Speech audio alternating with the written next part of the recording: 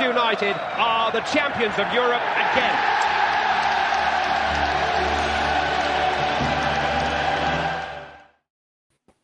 Hello and welcome back to the One United podcast. I'm joined as ever by Henry. Henry, how you doing? Yeah, I mean, a little bit better than the last week or so, but yeah, it is what it is. So moving on. And we're delighted to be joined by Joe from All Leeds TV. Joe, brilliant to have you on. How you doing? Yeah, I'm all right, mate. Yeah, I'm different to you guys. We're undefeated in 6 now, so having played Chelsea, City, Liverpool, and yourselves, it's not bad to go undefeated in 6 games. We're playing them 4 teams, so yeah, I'm buzzing right now. Yeah, it's a good run you're on, and happy to see you move above Arsenal as well. Just push them a little bit further down the league, just increase their banter club status. But we are going to talk about, obviously, the game that's just been the Battle of the Roses that didn't have any thorns by the end of it. I think it's fair to say.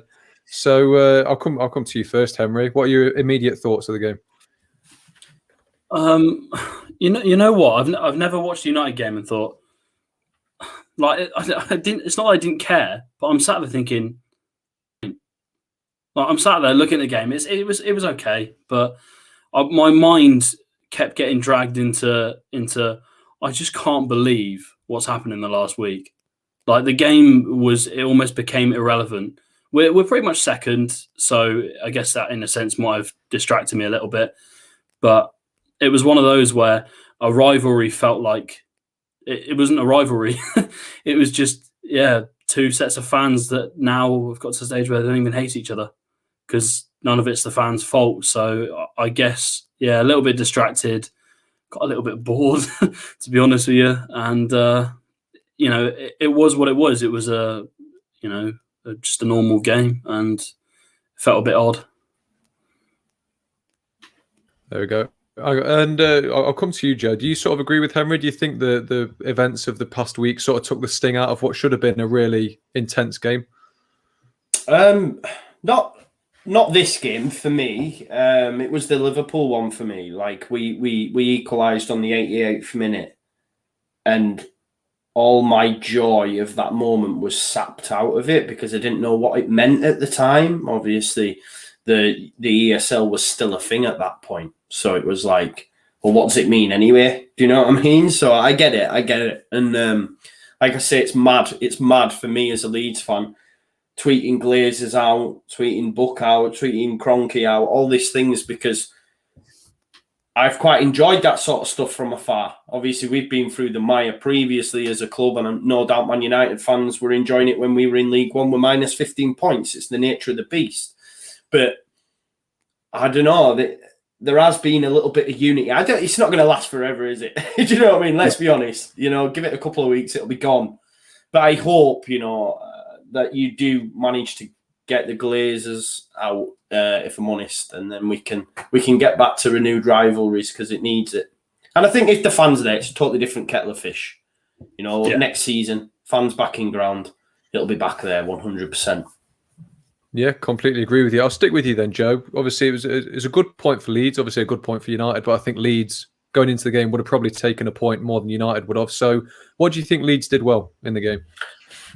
Defensively, mate, I thought we were absolutely exceptional. Luke Shaw was given the man of the match by Sky, and I couldn't get my head around it because I thought Calvin Phillips absolutely pocketed Bruno Fernandes. Right? And I know Man United fans might not agree, but that guy's going to probably be in running for he'll be in team at year. He's going to be in running for player at year. And for me, over 90 minutes, he was limit. I think there was one moment where he dropped the shoulder on Calvin and managed to get into the box, couldn't get his shot away, and that was it. And for me, that's a massive, massive plus and a real feather in Calvin's cap. There's people doubt him for England. Just look at that performance and see what he did to Bruno Fernandes and tell me he isn't, worthwhile of being in the England setup. If not starting, I'd start him for me. I think even Paul Ince said, which is a madness, but even he said he's the best we've got over Rice and Henderson. And I can understand that's up for debate, but I don't think him being in the England squad at all should be up for debate. He showed that. I thought Diego Llorente, again, just keeps getting better and better. I think it was just the whole defensive unit. There's question marks over Alioski. He's not everyone's, flavour of the month, especially if you're an opposing fan because he really grinds on players. But if he's your player, it's good. But he's lacking quality. He might be going in the summer, but he was great at the weekend. I just think defensively we were exceptional, especially when you consider what happened previously. I was just happy when we got to 3 minutes and it was still 0-0, if I'm honest, boys. I'm not going to lie. But yeah, it was a good point for us. I think going forward, it was disappointing. If we have Rafinha, Rodrigo, it's different. We are missing Rafinha massively. But like I say, for us to come through the run that we've been on unscathed and still be unbeaten, I just didn't want to lose the game. And we didn't lose the game, so that's a bonus for me. Yeah, I can't say anything against that. Henry, I'll come to you then. Obviously, it's becoming a regular pattern where in big games United struggle to really create anything. Now, do you think this was a negative on United, or do you think credit where it's due to Leeds for defending as well as they did? I think it's credit on both sides. The defences were pretty good in the game, and the problem people have with these games, and I'm sort of that mindset as well, where we want United to attack, we want Leeds to attack, we want an open game end to end, but I don't think the managers really wanted that. You look at the way, so Leeds in terms of pressing, they weren't pressing as much as they normally do in the game. So the United game, the previous one, the 6-2, they're pressing really high and we were just getting through the lines easily. So that wasn't happening as much in this game, and it's noticeable, and that's why there were so little chances. You know, it was going to take a deflection or something from a shot for a goal to go in that game. I thought Calvin Phillips was good. I'm of the mindset with him where I think that he deserves to be in the England squad. The problem we've got is Southgate always plays two defensive midfielders, and that's what people get angry about. Yeah. So it's got to be, against the lower teams especially, it's got to be him or Rice. One of the two. You can't have both, because it makes them both look bad when they play next to each other, because they're the same player. I'd say Phillips maybe drives forward a little bit more, but in terms of, you know, their passing and their kind of retrieving the ball and marking people, it's pretty similar. So I think it puts a damper on both of them when they play on the same side. But yeah, in the game, it was, I mean, again, the quality was lacking, and especially in the first half. It was just, I don't know. It was one of those where if that's a normal game, you know, people are up in arms about how poor it was and how bad it was. But because of the week that we've had, it was kind of meh. It is what it is. It's been forgotten pretty quickly. So I meant it when I said things kind of feel a bit hollow at the moment. And it'll be better when we have fans back. So the City game against Spurs in the Carabao Cup final, it was a little bit better, but it still feels weird. It still feels like everyone's kind of half focused on something else, because this is not going away. These guys are going to regroup and they're going to come back with another proposal. So the work in terms of football, it feels like it's the side of football is 75% of the work to do. 25% is on the pitch, because we've still got a lot more work to do. If these guys are in binding contracts, it's going to be a problem, a massive problem. So I don't know. It was a reasonable game, but again, it just felt pretty hollow. Yeah, fair enough. Well, I'll come back to you, Joe, on the Calvin Phillips point. It seems silly to move away when he probably was my man of the match for the game. Do you think? I forgot what I was going to ask you now. Going into the England squad, then, you know, do you think it'd be worth playing him in certainly against big teams as we get further on in the competitions, and tasking him with a job like man marking their creative player? Or do you think he can offer more than that to England? Do you think he can push them forward better than Declan Rice can? Because, you know, Rice is good, but we've seen his progressive passing isn't quite as good as what we'd want it to be. So, you know, do you think Calvin Phillips will be limited to that role in terms of marking players out of the game, or do you think we need to be respecting him more than that and giving him more to do? He can certainly do more than that. I think they should play with just him. He can do the job of two people. You know, he can do like what Fernandinho can do at City. And I think I said this on our post match. I think he'd have almost had the complete performance, because had Rafinha played on the right, had Rodrigo been involved, the amount of times we see Calvin get the ball and ping it out to the right, ping it out to the left. I think if Rafinha's available, there'll have been many out balls where he could have pinged it out, and it'd have almost been, for me as a Leeds fan, the complete performance. So there is much more to his game. There was a performance against Everton earlier in the season, and he was man of the match. He absolutely smashed it. His numbers were off the park. Off the chart. So yeah, there is so much more to his game than that. His distribution's second to none for me personally, I think, and he's still a young lad, you know. So as long as he stays at Leeds, then then I'm good with that, mate. Do you know what I mean? Because there will be suitors out there. There will be suitors out there soon enough. I was saying this the other day. I think how much is too much kind of thing, but he's a Leeds lad, so hopefully he sticks around. You know, I'm not for any 1 second saying he should be moving on, because I don't want him to, but I think he could go to the top, because when Fernandinho moves on from City, there's a space there. I think, could he go at Manchester United? Would he fit in there? I don't think he would, but he probably would. Do you know what I mean? I've heard Liverpool fans say a long-term replacement for Jordan Henderson. I think he's that good as well. His ceiling's that good, and it's quite the trajectory he's been on, because when we were in the Championship, before Bielsa came in, a lot of people would have had him moved on, because he was played everywhere but DM. And then Bielsa came in and said, you're playing there, and he's just gone from strength to strength, and now he's in the England setup. He's been class. Joe, do you think that there's a worry in his mind that, and I'm going to use an example, sorry Spurs fans, about Harry Kane, because if you're not going to be competing for the top trophies, like, this is obviously hypothetical, you could go and spend 200 million in the summer and be like contenders for the top 6 or whatever. But if that's not the case, do you think there's a fear from his point of view that he's not going to win a huge amount, so he might want to go to a City, or I'm not going to say Arsenal because they're poor, but you know, Chelsea or something, if players move on? Do you think there'll be a worry from his side and from the fan side that might happen? Not for the moment. Not for the moment. Definitely not. There's no worries there, because I think it's largely unknown outside of Leeds, but he was close to joining Villa that first season when we didn't get promoted.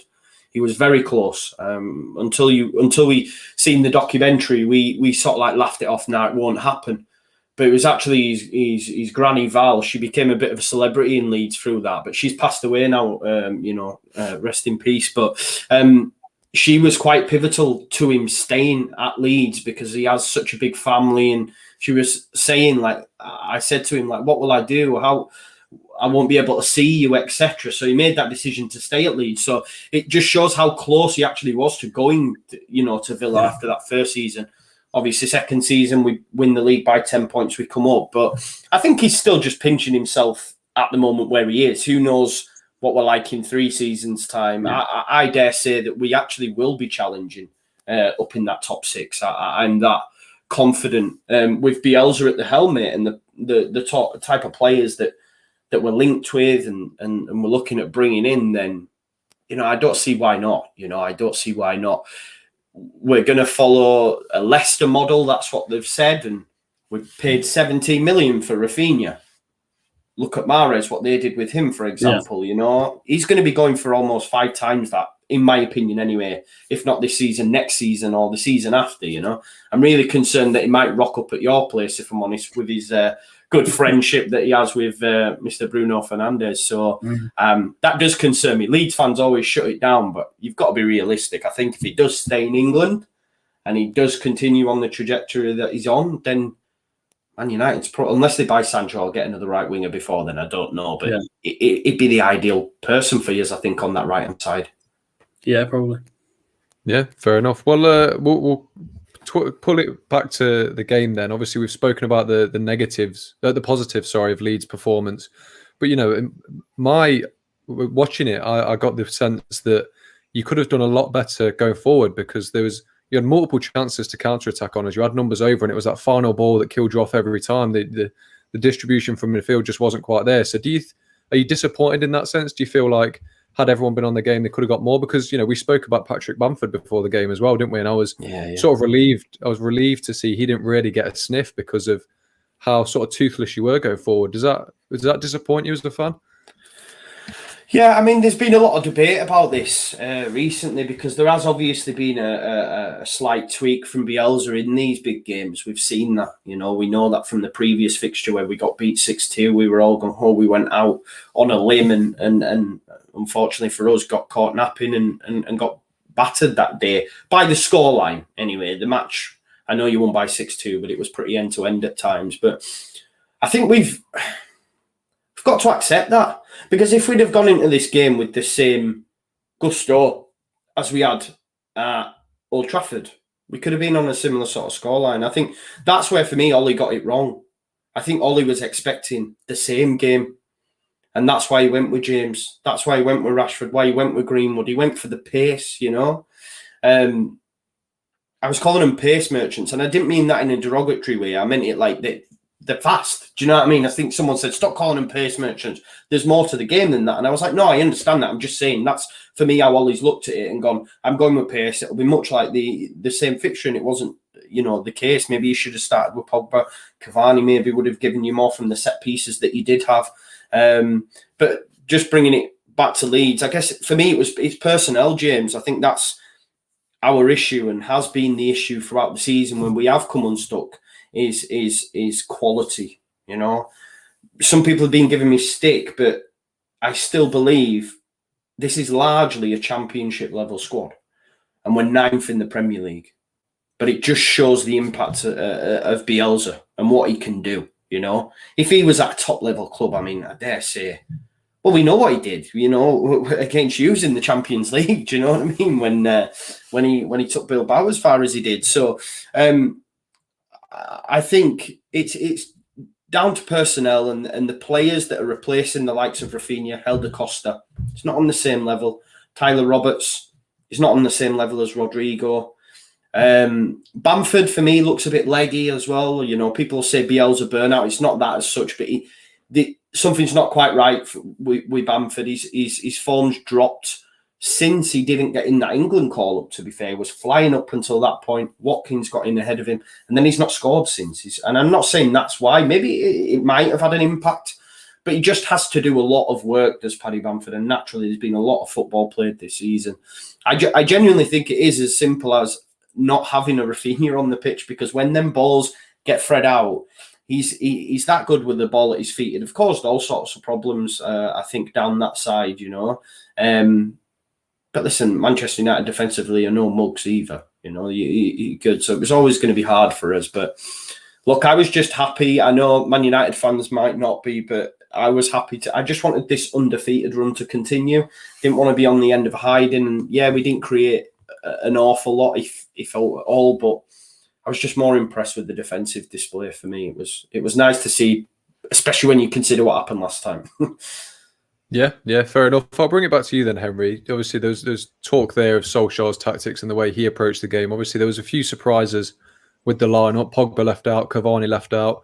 Do you think this was a mistake, or do you think because in my opinion, he had an eye looking forward on the week ahead. We've got Roma and then Liverpool next weekend. Do you think that was sensible, given Pogba's injury record, Cavani's injury record? Do you think we should have risked it to beat Leeds, or do you think he made the right call there? No, I think he made the right call. I think he made the right decision, and it's no disrespect to Leeds, but this game was meh. It doesn't really matter. Like, if we beat Liverpool, which is huge, we obviously got to beat Roma as well. Roma are notoriously bad away from home, but knowing us, we'll show up and lose 1-0 from a silly header from a corner or something like that. But they're notoriously bad away from home. They've struggled a lot this season. It's their home form that's more of a concern. So we'll put our good side against them. And honestly, I hope the game's dusted in the first half. Honestly, I think the tie could be over in the first half if we're on it. Because if we come out the blocks firing like we have before, more recently, obviously, because the kind of couple of months before that, we were known for going behind and whatever. So, yeah, come out and go hammer and tongs for a 2 or 3-0 lead at half time. I would. No disrespect to Roma. They're not on our level. And they might beat us. They might. But they are not. They're not. I've watched them in Serie A this season. They're nowhere near. They just lost to Cagliari away, who are in the bottom three at the time. So they're struggling. They've lost a lot of like silly games away from home. So yeah, I mean, it'll be an entertaining game, but he did 100% have one eye on these two fixtures coming up because they are more important. Again, it's no disrespect to Leeds. The Liverpool game, Joe will know, the Liverpool game for us is going to be more important than playing Leeds because we can stop them from getting top four. How beautiful would that be if we can stop them from getting top four? It would destroy their season. It would destroy their transfer plans. It could potentially ruin, a whole summer's worth of plans for them to get top players in and kind of regroup the squad. People look at a side and when they're moving and think, okay, Champions League, I'm playing at the top level. I want to be in the side. So the pull factor is slightly less if you don't have Champions League football. And if they get Europa League, brilliant. I don't like it particularly. It's a distraction, I think. Thursday night and then Sunday and then Thursday and Sunday, it's absolute hell when you're traveling to Kazakhstan or whatever. So, yeah, I mean, it was 100% that, and I thought Dan James was pretty awful. I mean, I was thinking, I mean, if you guys want to have him, you can have him on loan by all means. He might play well for you guys, but he was garbage. He was yeah, without space to run into, he's almost non-existent in games. So that's what I mean, though. That's why I think Ollie expected him to have space to run into. He expected Greenwood, he expected Rashford to have space to run into. I don't agree that it's not important. I think Ollie understands this fixture more than most. If it was, previous manager, Mourinho or Van Gaal, maybe so, but I think Ollie understands the importance of this fixture. I just think he expected the same game, hence that's why he went with that personnel. I guess the way I said it is because you got Roma and Liverpool on this hand, like in the next week. You got Pogba, who's been injury prone, as has Cavani, and then you used them both, didn't he? He brought them both on. He used them. Yeah, late on it was. I mean, what they have 10 minutes or 15 minutes or something. So I guess there was a kind of in the back of his mind, he's thinking, okay, if it's not going well, I'll bring him on late on. Kind of takes down the risk of injury. They're not going to be as tired for these next two games coming up because they will both start against Roma. I'm almost convinced of that because Cavani's a fox in the box. You need goals and you need. If they're defensively switching off, you need a player there who's ready to get the tap-ins. And Greenwood doesn't do that enough for us. So in terms of the lineup, you looked at that and you thought, okay, he has 100% got, half his mind is on those two games because those two games for us are more important in terms of the season. Because, again, Roma, he needs to win a trophy, Ole Gunnar Solskjaer. He knows he needs to get past the semi-final first. Yeah, I mean, but this road to the final is the easiest one we're going to get. It is the easiest we'll get in years to European final because if we can get through Roma, I'm not sure Arsenal are going to get through Villarreal. They seem to be taking it a bit more lightly than I thought they would. Villarreal are no mugs, so that'll be a tough game. But if we've got one of those two, if we get through in the final, and that is a huge chance because they're both beatable. We're both better. We're better than both of those sides, and we're better than Roma and Liverpool the way they are. If we can beat them as well and scupper their plans of getting like a top European place, they probably want to overtake Leicester if they can. But it would be fantastic if we can either make their season start early or scupper their Champions League plans. That'd be brilliant. Yeah, fair enough. I agree with you there. Go on, sorry. Yeah, just on Greenwood and James, I think. Do you know what? As a Leeds United fan, I think, and this is echoed throughout the fan base, they spent so much time on the floor. It was so frustrating. I think the ref, was it Paulson, had an absolute nightmare. Obviously, I've got my Leeds tinted glasses on, but there was a load of. It was diving, man. It was diving at times. There was one. Greenwood went down on the edge of the box. Paulson's not even looking. He hears him scream, blows the whistle. He even said on Sky commentary, I think the Man United bench shouted. And this, of course, that's what you should do. I'm not like having a go at that. I just thought the ref had an absolute shocker. It was just free kick after free kick after free kick at times. There was one where Bamford nearly got through and Maguire brought him down and somehow it went the other way. It was so frustrating and it's annoying to see Because Greenwood, I know Dan James is Dan James. You know, he'd have been great for us in that. Not now, you know, it is what it is. But when I seen Greenwood on the deck as much as I did, it was frustrating because he's an exceptional talent. But obviously, you guys will disagree. But I thought they were both on the deck far too much. Yeah, James, I was going to say, can we sort of address the elephant in the room, and that is the shocking refereeing recently in Premier League games. Awful refereeing. Yeah. Not just VAR, they're so stubborn. I don't see it in any other country in Europe, and I've said it before in the season, but like obviously, you know, I want to highlight this weekend especially. The cup final between Spurs and City, awful refereeing. They constantly get away with things because VAR is seen as a protection for them now. So they can, you know, and the screaming and shouting and stuff when players go down, I mean, it will be kind of lessened when there's fans back in the ground. Yeah. But it's so frustrating because I'm not even that bothered by it anymore because I know that if you shout and scream, you're going to get a free kick. So players do it in the knowledge that they'll get a decision. If you get a decision on the edge of the box by shouting and screaming on the floor, and even if you're crying, you know, and you've got a chance of scoring a goal, they'll do it. And the referees are getting conned by this every single week. So it's a case of who can raise the decibel level to the maximum out of two different players. And the person who does it wins. So referees are getting dragged into the mire by these players because they've fallen for it before. And they're falling for it, like, still. How? How can you fall for someone screaming when they've been tapped on the ankle? It's embarrassing. The refereeing standard in this country is the worst. It is the worst in the world. You know, it's up there with the South American leagues when you see people get 2-footed in the head and yellow cards given. It's up there with those leagues. It's an absolute shambles. The Premier League's worse than League Two in terms of refereeing level, because the referees are so arrogant in this league that they just think, okay, if I make a decision on VAR and it's quite clearly the other way, I'm not going to overturn it. Why would I do that? What's the point?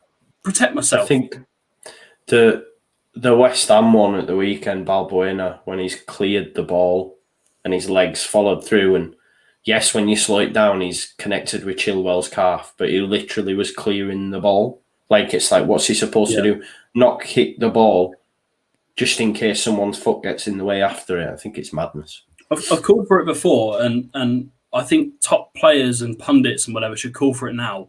Put ex-professionals in that booth. Ex-professionals that know the game. These guys haven't played football before. You know, they've never played, even at a lower level.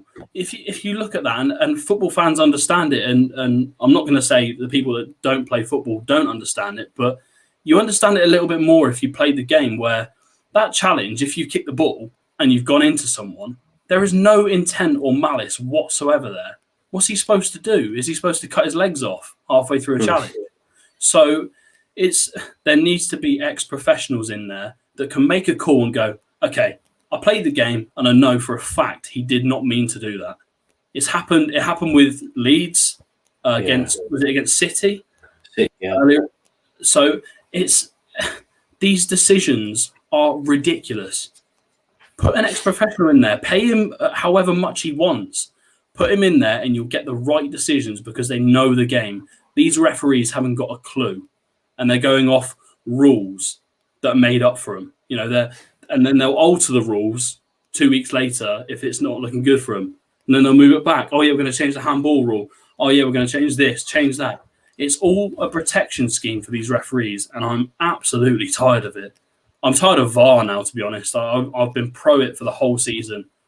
I'm of a mindset now, just get rid of the lot. I just can't be bothered because they're making the wrong decisions week in, week out now. Yeah, what I will say as well, bringing it back to the Greenwood and James thing, it is frustrating as a United fan because I think we've become synonymous with diving because of our players. I know Rashford's had a few, Martial's had a few. Bruno is probably the biggest diver in the league. If he doesn't dive, he's screaming at the top of his lungs for everything, and it's sort of infuriating to watch because you're thinking you're such good players. You can win if you wanted to win a foul, you easily could do. Just knock a ball past someone. Draw a challenge. You've got the football intelligence to do that. It is frustrating. And I did notice on Sunday that it was a common theme where even if it was a foul, we'd be making the most of it, and it's not really what you want to see. So I suppose from a fan point of view, that is frustrating. But I wanted to just move on to looking forward to Leeds, because obviously they are. There was a Sky Sports thing saying, "Oh, they're the best promoted team ever," and I don't agree with that. But they are obviously doing something right. They're doing incredibly well. 9th place with what 5 games to go. So what does the future hold? Obviously, you're going to keep Bielsa for as long as possible. Is it going to be a big summer for you? Do you think? Do you think now's the time to really push on, or even immediately this season? Do you think you'll get into Europe? I do, but I've been saying that since the start.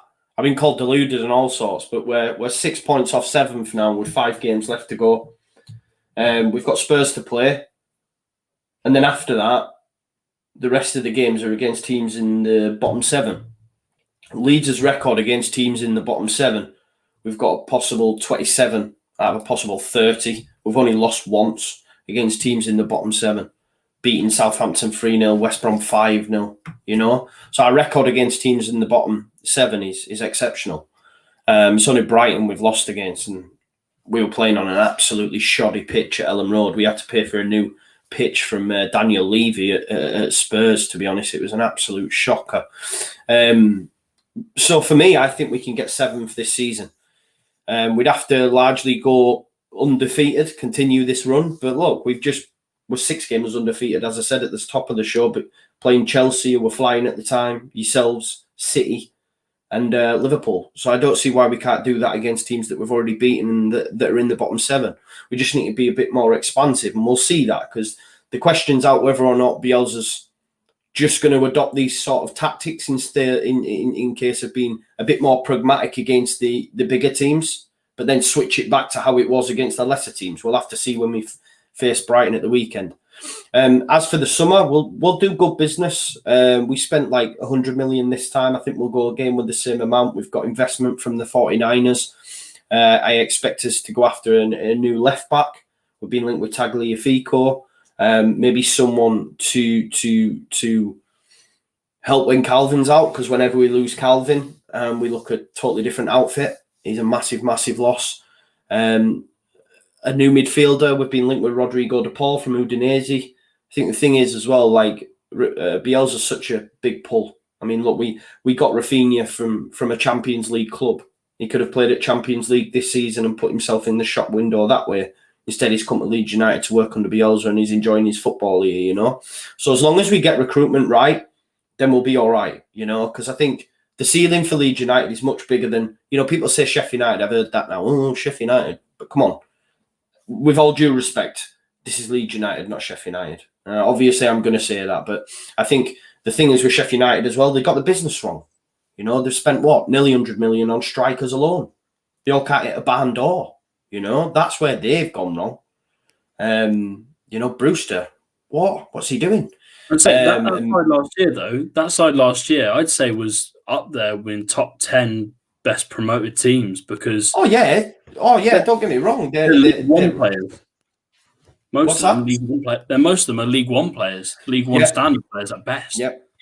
But in order for him to go that next level, it's all about, you know, where do we go from here, right? And I think the thing is with Leeds United, it's not so much the style, it's the personnel that lets us down at times, and it can break down. You know, you spoke about McTominay in the preview, James, about him, you know, being the least press-resistant midfielder that you have, etc. It's about bringing in players like that have great ball-carrying numbers. If you compare, say, for example, I was talking about this with the lads on my show, it's like Roberts, for example, he has no right to be starting in a Leeds United 11 in the Premier League, but we're short on numbers. If you were to replace him with, I don't know, a Jesse Lingard, for example, who's at West Ham, our levels would just go up, you know, instantly.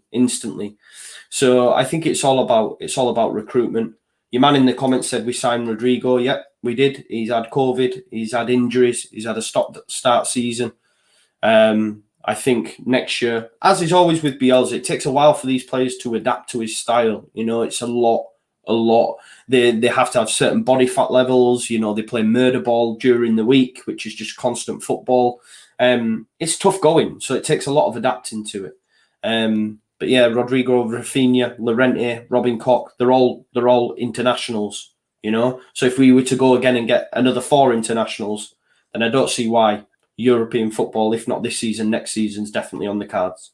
As you say, Rodrigo's been a bit underwhelming because, I mean, to be fair, his numbers at Valencia weren't that great apart from one season. So when I looked at that signing, I thought it seemed like it was done on, like, not FIFA, but you know what I mean, in terms of he is well known for being pacey and quick and getting in behind, but his numbers at Valencia have been pretty poor in terms of getting 4 and 5 goals in the last like 3 or 4 seasons.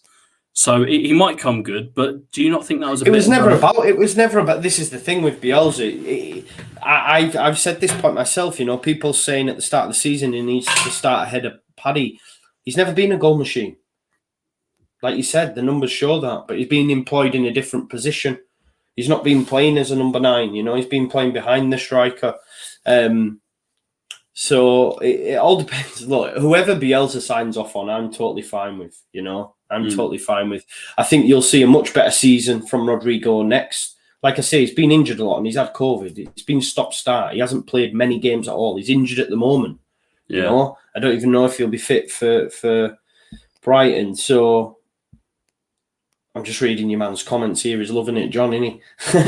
Why do you spend 27 million? Is not that much, is it really? I don't think. I guess in terms of the numbers he's put, like if he would have put in like 5 or 6 goals this season and been fit and kind of ready to rumble, then I guess people wouldn't have questions over him. But let's not forget, Henry, he's Spain's number 9, bro. Yeah. Yeah, no, well, to be fair, so this needs to be leveled at Spain. Difficult. I think people are doing him a disservice. He's Spain's number 9. Yeah, but they're with all due respect to the Spanish national team, their number 9 slots, you've either got Morata, they're playing Oyarzábal, who plays left wing up there as an auxiliary forward. They're kind of desperate for strikers, so I can understand why he was playing there. I think he needs to have a good season next year, or else he will be shipped out. And no, I agree. Yeah, of course, and that's the jury. Like I said, the jury is still out. The jury is still out, and as I've said, with any player that comes in under Bielsa, they get better as time progresses. We've just to look at Jack Harrison, for example. When we first brought him in, he'd been playing in the MLS. We got him on loan from City. He wasn't very good. Now he's doing bits in the Premier League, you know? Yeah. It takes a little bit of time. But I get it. The jury is still out. There is a lot of Leeds fans that will agree with John and say, get rid of him. But let's give the guy time. He's only just come in, been stop-start, COVID, new country, etc. He'll be better next time around. And if he's not, then we have to say, okay, we move him on now. Because a lot of Leeds fans didn't agree with the transfer anyway, because the model is normally we'd be going for younger lads. But I think he became available. Valencia was cash-strapped. He's Spain's number 9. Can you really afford to pass up on that opportunity? It was a real coup for us at the time, I felt. You know, he was wanted by some big clubs the season before. Hasn't quite worked out, but we've still got next season to go. But I agree with you, if it doesn't work next season, then it's a bit of a mistake. But I guess it was the 27 million. That was the eye-opener. I thought, wow. I mean, you know, Leeds aren't notorious for spending huge amounts of money. I mean, in the past, it's been a huge issue, and you don't want to go down that road again, 100%. No. Rajazani won't do that. He won't allow that to happen. But it was one of those where it was a big eye-opener because, you know, sides that come up and get promoted, they don't usually spend like 30 million on top players. And when it has happened, it hasn't gone well for, I mean, you look at Sheffield United, they needed a striker and they bought Brewster for God knows how long, and that hasn't turned out well. You could say it's worked for Leeds, though, hasn't it? Because we're 9th. Yeah. We're not Fulham, who spent over 100 million and got relegated. We're not Villa, who spent over 100 million and only stayed up in the technicality. We finished 9th. It's a good starting point for me. Or we've not finished 9th. We're going to finish 7th. We're currently sat in 9th.